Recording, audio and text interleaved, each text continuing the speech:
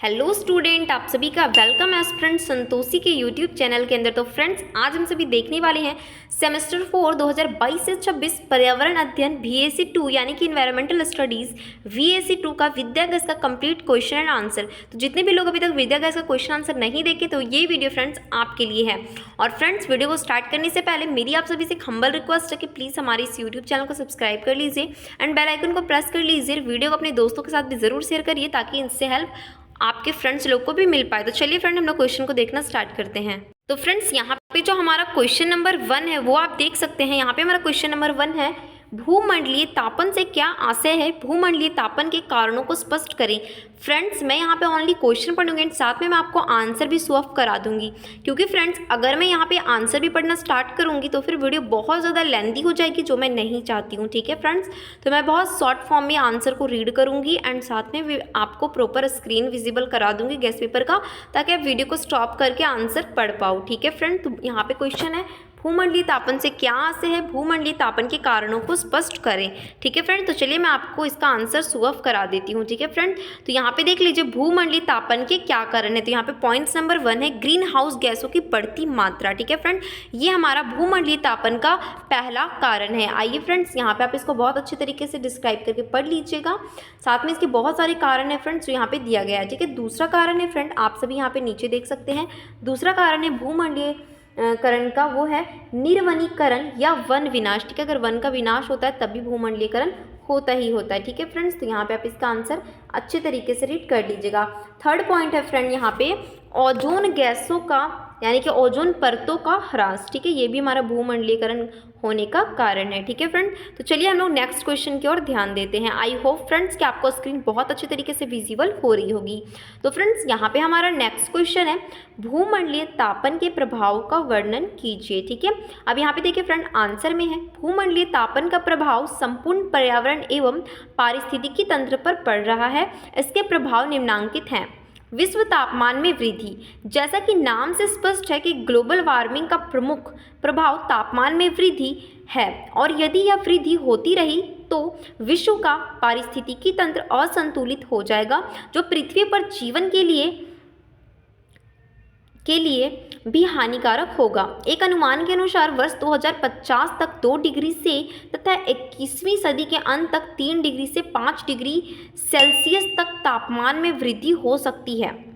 यदि यह वृद्धि हुई तो हिमालय का पिघलना प्रारंभ हो जाएगा, जिसमें उत्तरी और दक्षिणी ध्रुव की बर्फ भी सम्मिलित है। इससे सामुद्रिक तल में वृद्धि होगी और अनेक, ठीक है फ्रेंड्स, और भी यहाँ पे पॉइंट्स लिखे गए हैं, आइए हम लोग रीड कर लेते हैं। द्वीप तथा समुद्र तटीय क्षेत्र इसमें डूब जाएंगे। विश्व तापन वृद्धि में मानवीय क्रियाओं द्वारा उत्सर्जित गैसों का प्रमुख योग होता है। ठीक है, दूसरा कारण है फ्रेंड, ओजोन परत पर प्रभाव। ठीक है, तीसरा इसका जो प्रभाव है वो है जीव एवं पादपों पे प्रभाव। ठीक है, तो अब यहाँ पे देख लीजिए, फोर्थ हमारा जो प्रभाव है फ्रेंड वो है वायुमंडल पर प्रभाव। ठीक है, यानी कि भूमंडलीय तापन के ये प्रभाव किस किस पे पड़ रहा है फ्रेंड्स, वो है। ठीक है, 5 जो हमारा प्रभाव पड़ता है वो पड़ता है सागरीय जल पर प्रभाव। ठीक है, तो देख सकते हैं फ्रेंड, अगर भूमंडलीय तापन होता है तो हमें बहुत तरह का नुकसान झेलना पड़ता है। 6 है फ्रेंड, हिमावरण, हिम चादरों और हिम नदों का पिघलना। फ्रेंड, मैं आपको स्क्रीन विजिबल करा रही हूँ, डिस्क्राइब करके आप पढ़ लेना। ठीक है, वीडियो को स्टॉप करके। 7 नंबर का पॉइंट है, दक्षिणी पश्चिमी मानसून क्षमता में तेजी। ठीक है, 8 नंबर का पॉइंट है फ्रेंड, समुद्री सतह में वृद्धि। और 9 नंबर का फ्रेंड है, परवाल मर्त्यता और परवाल भीति का पतन। ठीक है, तो फ्रेंड्स मैं अगर आपको बताऊं कि विद्या गैस के अंदर क्वेश्चन आंसर बहुत ही अमेजिंग दिया है, क्योंकि मैं खुद पढ़ रखी हूँ। 10 पॉइंट हमारा फ्रेंड, थल और समुद्री पारिस्थितिकी तंत्र पर प्रभाव। ठीक है, तो इस तरह से प्रभाव पड़ते हैं। आइए फ्रेंड नेक्स्ट क्वेश्चन देख लेते हैं। तो फ्रेंड्स, यहाँ पे जो हमारा नेक्स्ट क्वेश्चन है वो है, ओजोन परत के क्षरण का मुख्य कारण क्या है। ठीक है, अगर ओजोन परत का क्षरण होता है फ्रेंड तो इसके क्या कारण है। ठीक है, ओजोन परत का क्षरण क्यों हो रहा है, ऐसा भी क्वेश्चन आ सकता है। ठीक है, मैं आपको बताऊं फ्रेंड, अगर आप विद्या गैस पेपर पढ़ते हो, क्योंकि बहुत सारे स्टूडेंट का ये आता है कि मैम विद्या गैस पेपर क्यों पढ़े, क्या बेनिफिट है विद्या गैस पेपर पढ़ने से, तो मैं बताऊं, मैं खुद भी SAM 4 की स्टूडेंट हूँ। ठीक है, और मैं भी झारखंड सेक्रेटरी एग्जाम की प्रिपरेशन कर रही हूँ। तो फ्रेंड मैं बताऊँ, मैं विद्या गैस पढ़ के जाती हूँ तो मिनिमम वहाँ पे 80% से 90% क्वेश्चन मेरे को विद्या गैस पेपर से ही देखने को मिलते हैं। तो मैंने सोचा कि क्यों ना मैं एक यूट्यूब चैनल क्रिएट करूँ जहाँ पे मैं जो भी चीज़ें अपने कॉलेज से रिलेटेड, अपने सेमेस्टर से रिलेटेड पढ़ूँ तो क्यों ना मैं अपने दोस्तों को भी शेयर करूँ। तो जस्ट मैंने इसलिए इस चैनल को बनाया हुआ है। तो इसलिए मेरे को आपका सपोर्ट चाहिए, ताकि सपोर्ट करें, मेरे को और भी ज़्यादा मोटिवेशन मिले कि मैं वीडियो डालूँ। ठीक है, तो विद्या गैस पेपर पढ़ के जाइए, 80 से 90% क्वेश्चन आपको यहीं से मिलेगा। ठीक है, हो सकता है क्वेश्चन का मॉडल थोड़ा घुमा के पूछ दे आपको, ठीक है, लेकिन क्वेश्चन आपको यहीं से देखने को मिलेगा। ठीक है, तो अच्छे से प्रिपरेशन करके जाइए, बहुत अच्छे से लिखोगे आप। तो ओजोन परत के क्षरण का मुख्य कारण क्या है? तो ओजोन परत के क्षरण का फ्रेंड बहुत सारे कारण होते हैं। ठीक है, प्राकृतिक प्रक्रिया भी होता है। ठीक है, और भी यहाँ पे बहुत सारे, इसके अलावा ओजोनोटी प्रवैगिनी, बहुत सारा पॉइंट यहाँ पे क्लियर किया गया है फ्रेंड, तो आप इसको पढ़ लीजिएगा। ठीक है, गति क्रियाविधि, ठीक है, बहुत सारी चीज़ें हैं। अगर मैं आपको स्क्रीन विजिबल करा ही दे रही हूँ, क्लोरोन परिकल्पना, ठीक है, काफ़ी सारे पॉइंट्स है फ्रेंड, मैं आपको स्क्रीन विजिबल करा रही हूँ। आप प्लीज़ आप चीज़ों को बहुत अच्छे तरीके से पढ़ लीजिएगा। सल्फेट परिकल्पना, ठीक है, बहुत सारी चीज़ें बताई गई है। नाइट्रोजन ऑक्साइड्स परिकल्पना, ठीक है, अगर आप स्टार्टिंग से पढ़ोगे ना फ्रेंड चीज़ों को, तो आपको ना समझ में आने लगेगा चीज़ें। ठीक है, बहुत अच्छे से डिस्क्राइब किया गया है। क्वेश्चन यहाँ से बाहर तो बिल्कुल भी नहीं पूछा जाने वाला है फ्रेंड्स, बिल्कुल भी नहीं पूछा जाने वाला है। और ये क्वेश्चन काफ़ी ज़्यादा इम्पॉर्टेंट भी है, ओजोन परत के अपरदन का या क्षय का कारण। ठीक है फ्रेंड, तो चलिए हम लोग नेक्स्ट क्वेश्चन को देखते हैं। तो फ्रेंड यहाँ नेक्स्ट क्वेश्चन है हमारा, मिट्टी अपरदन क्या है? मिट्टी अपरदन के प्रकारों एवं कारणों का वर्णन करें। ठीक है, यानी कि मृदा अपरदन जिसको कहते हैं फ्रेंड। तो मृदा अपरदन क्या है और मृदा अपरदन के प्रकारों एवं कारणों का वर्णन करना है। ठीक है फ्रेंड्स, तो ये मेरा क्वेश्चन है, तो आप यहाँ पे आंसर पढ़ लीजिएगा। मृदा अपरदन के प्रकार, तो प्राकृतिक मृदा अपरदन, मानवीय मृदा अपरदन, दो तरह के होते हैं। ठीक है, अब प्राकृतिक मृदा अपरदन किस तरह से होता है फ्रेंड, यहाँ पे अच्छे से क्लियर किया गया है, आप इसको पढ़ लीजिएगा। बहुत ही अच्छा मार्क्स आने वाला है आपका अगर आप इसको अच्छे से पढ़ लेते हैं तो। ठीक है फ्रेंड, ठीक है, यहाँ पे समुद्री अपरदन, वातकीय मृदा अपरदन, त्वरित अपरदन, ठीक है, काफ़ी सारी चीज़ें क्लियर की गई मृदा अपरदन के कारण। तो वनों का विनाश, अतिचारण, कृषि का वैज्ञानिक ढंग, ठीक है, झूमिंग कृषि प्रणाली, वर्षा का वितरण व मात्रा। फिर देखिए फ्रेंड, एग्जाम के अंदर ये भी आ सकता है झूमिंग कृषि क्या होता है। पता है झूमिंग कृषि में क्या किया जाता है, एक बार कृषि की जाती है, फिर 3-4 वर्षों तक ना उस खेत को या जहाँ पे कृषि की जाती है उसको ऐसे ही छोड़ दिया जाता है भूमि की उर्वरा शक्ति को वापस पाने के लिए। ठीक है, और फिर से क्या हो जाता है, जब वहाँ पे पेड़ पौधे जमा हो जाते हैं, फिर उस कचड़ों उन्हें क्या किया जाता है, काट करके, ठीक है, या फिर उन्हें जला दिया जाता है और उसकी जो राख को खाद के रूप में उपयोग करके फिर से झूमिंग कृषि की जाती थी। इस तरह से ये कृषि होती है फ्रेंड, एक बार की जाती है, फिर 3-4 वर्षों तक वहीं से ही वैसे ही छोड़ दी जाती है। क्या किया जाता है, उस खाद के लिए पेड़ पौधों को जला करके खाद बनाया जाता है। ठीक है फ्रेंड्स, और उसी का उपयोग किया जाता है, मतलब लकड़ियों के पौधों के खाद को, ठीक है, राख को खाद के रूप में उपयोग किया जाता है। ठीक है, झूमिंग कृषि यही होता है, इसमें पुराने औजारों का प्रयोग होता है फ्रेंड, ठीक है, कुदाल वगैरह का। तो नेक्स्ट क्वेश्चन है हमारे यहाँ पे फ्रेंड, आप देख सकते हैं, एक मिनट फ्रेंड, तो यहाँ पे फिर हमारा देख लीजिए नेक्स्ट क्वेश्चन है फ्रेंड, पारिस्थितिकी तंत्र या पारितंत्र क्या है, इसकी संरचना एवं कार्यों की व्याख्या करें। ठीक है, तो ये क्वेश्चन भी काफ़ी ज़्यादा इंपॉर्टेंट है कि पारिस्थितिकी तंत्र क्या है या पारितंत्र क्या है और इसकी संरचना एवं कार्यों का वर्णन करें। ठीक है, तो ये क्वेश्चन भी आपका इंपॉर्टेंट बनता ही बनता है फ्रेंड, तो आप इसको एक बार ज़रूर पढ़ लीजिएगा। बहुत अच्छा क्वेश्चन है ये, हो सकता है आपको एग्ज़ाम के अंदर भी देखने को मिल जाए ऐसे क्वेश्चंस। ठीक है, तो भागना तो बिल्कुल भी नहीं है, एक बार पढ़ लीजिए और ज़्यादा इधर उधर की वीडियो भी देखने की ज़रूरत आपको नहीं है फ्रेंड्स, क्योंकि अगर आप ये विद्या गैस पेपर ही पढ़ लेते हो तो आपको सर्टिफिकेशन भी मिल जाएगा, आप सेटिस्फाइड भी हो जाओगे कि यस आपने कुछ पढ़ लिया है। ठीक है, और अच्छा खासा आप आंसर भी लिख लोगे। ठीक है ना फ्रेंड, तो इसलिए इधर उधर नहीं भागना आपको। ठीक है, तो आप इसको अच्छे से पढ़ लीजिएगा, मैं आपको काफ़ी अच्छे तरीके से स्क्रीन विजिबल करा रही हूँ। मैं बहुत पहले ही विद्या का पेपर अपलोड करना चाहती थी फ्रेंड, बट थोड़ा बिजी होने के कारण कर नहीं पाई थी। ठीक है, तो चलिए आइए हम लोग नेक्स्ट क्वेश्चन देखते हैं। नेक्स्ट क्वेश्चन है फ्रेंड, पर्यावरण अवनयन से क्या आशय है, इसके कारणों की विवेचना कर रही है। और फ्रेंड मैंने पहले की वीडियो में कुछ क्वेश्चन इंपॉर्टेंट अपलोड किए हुए हैं, तो उसका भी क्वेश्चन विद्या का पेपर के अंदर है ही, तो इसलिए मैंने एक करके आंसर अपलोड नहीं किए, बट मैंने कुछ क्वेश्चन का आंसर भी अपलोड किए हैं।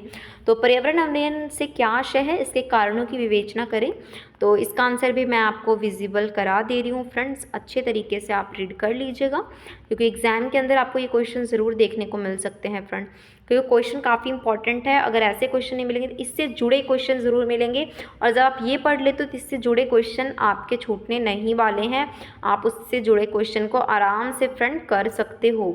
ठीक है, तो वो मैटर करता है कि आप कितने अच्छे तरीके से विद्या गैस पेपर को पढ़ रहे हो। तो वो चीज़ें मैटर करती हैं फ्रेंड, ठीक है। तो चलिए हम लोग नेक्स्ट क्वेश्चन देख लेते हैं।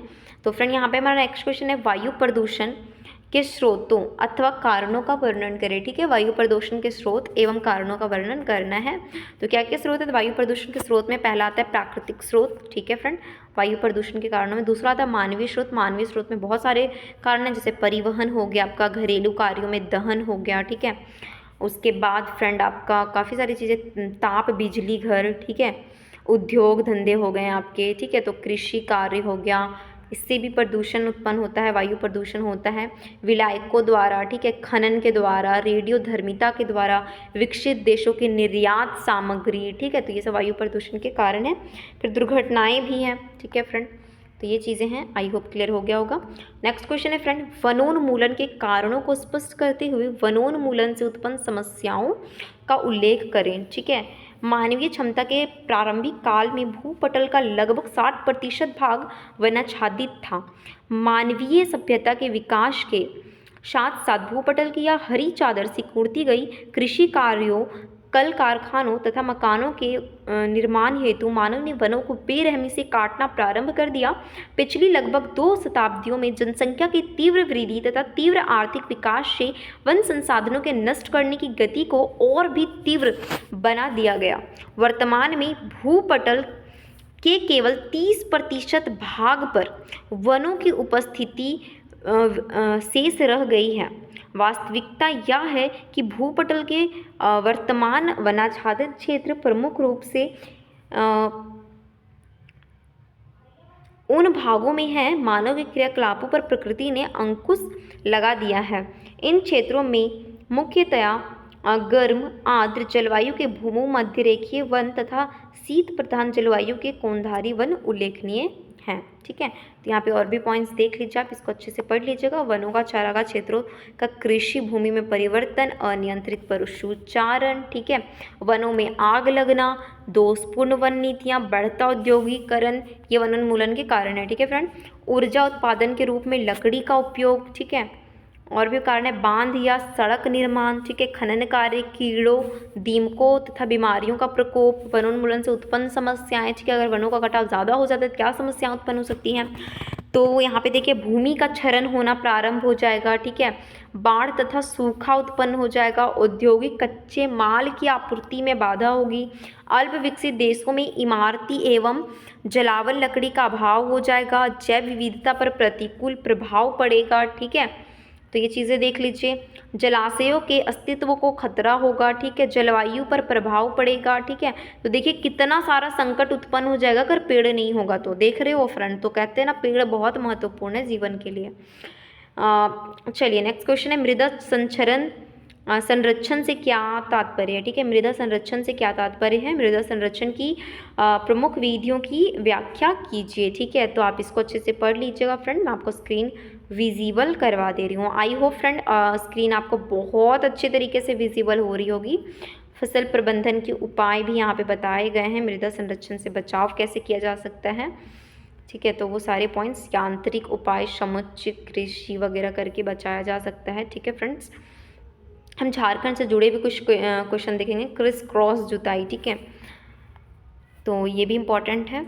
तो चलिए अब हम लोग नेक्स्ट क्वेश्चन देखते हैं फ्रेंड। तो यहाँ पे हमारा नेक्स्ट क्वेश्चन है, झारखंड में जल प्रदूषण के स्रोतों एवं कारणों की वर्णन करें, ठीक है। झारखंड में जल प्रदूषण के स्रोत कौन कौन से, इसके क्या कारण है फ्रेंड, ये हमारा क्वेश्चन है। तो खनन गतिविधियाँ, औद्योगिक कचरा, कृषि रसायनों का अत्यधिक उपयोग, नगरीय कचरा एवं मलजल, वन क्षेत्र की कटाई और मिट्टी का अपरदन, ठीक है, ये सारे कारण हैं। फ्लोई एस एवं थर्मल पावर प्लांट्स, स्थानीय निवासियों की आदतें और जागरूकता की कमी, ठीक है। निष्कर्ष भी दिया हुआ है फ्रेंड, पढ़ लीजिएगा।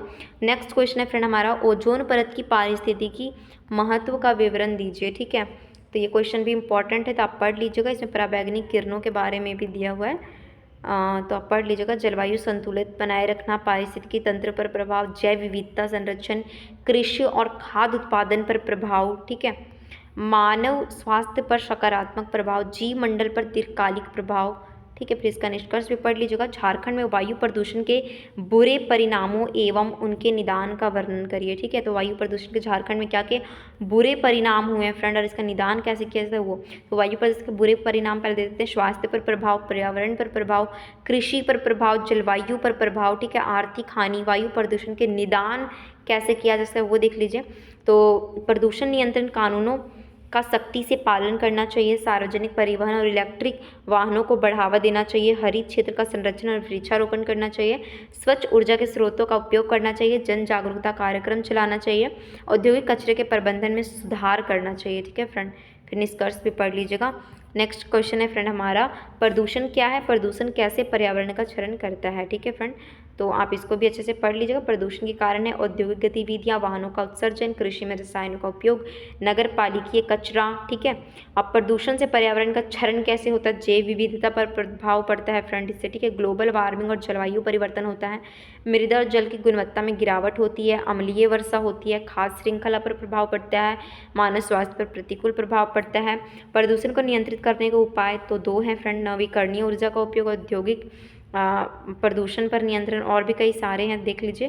प्लास्टिक का उपयोग कम करना, वृक्षारोपण, जन जागरूकता, ठीक है। नेक्स्ट क्वेश्चन है फ्रेंड हमारा, ध्वनि प्रदूषण से उत्पन्न समस्याओं का विवरण दीजिए, ठीक है। तो सुनने की क्षमता का प्रभाव, ठीक है, मानसिक स्वास्थ्य पर प्रभाव पड़ता है, नींद में बाधा आती है ध्वनि प्रदूषण का फ्रेंड अगर देखा जाए तो, ठीक है। और भी काफ़ी सारी चीज़ें आप देख लीजिए। हृदय संबंधी समस्या होती है, बच्चों पर प्रभाव पड़ता है, कार्य क्षमता में कमी आती है, पशु पक्षियों पर प्रभाव पड़ता है, सामाजिक और सामुदायिक जीवन पर प्रभाव पड़ता है। ध्वनि प्रदूषण को नियंत्रित करने के उपाय तो आइए देख लेते हैं। सख्त नियम और कानून, वाहनों और मशीनों के उचित रखरखाव, वृक्षारोपण, निर्माण स्थलों पर ध्वनि नियंत्रण, जन जागरूकता और निष्कर्ष। जलवायु परिवर्तन के लिए उत्तरदायी मानवीय कारक कौन कौन से हैं, तो जीवाश्म ईंधनों का दहन, ठीक है, वनों की कटाई, कृषि गतिविधियां, औद्योगिक गतिविधियां, परिवहन का बढ़ता उपयोग, ऊर्जा उत्पादन, कचरों का अनुचित निपटान, ठीक है फ्रेंड्स। तो ये सारे पॉइंट्स हैं।